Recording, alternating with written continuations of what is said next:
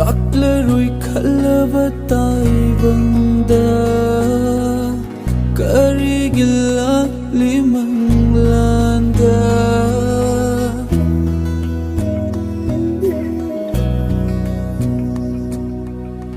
Laklarui khalavatai bangda karigilla limanglanda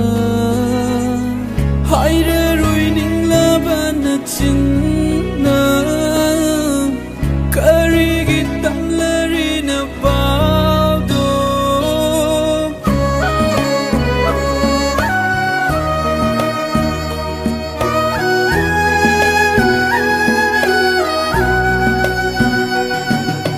Chakrava thaduk tunay famday utlano ningam davan tawdo Chakrava thaduk tunay famday utlano ningam davan tawdo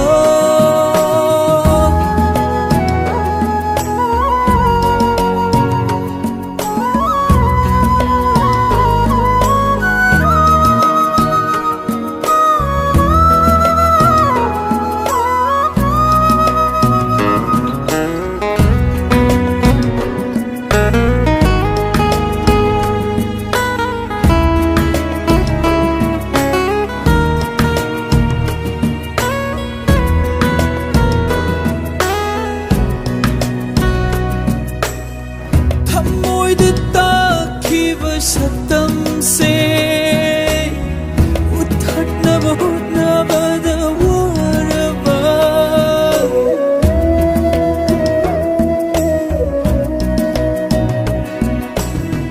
Thamoy da dakhiba satam se uthatna bahutna bada waraba Karigi khamluba nungsiba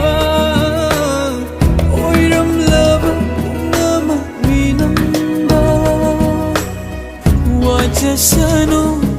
thamoy se sarthik lasano game krasano ud krasano krasano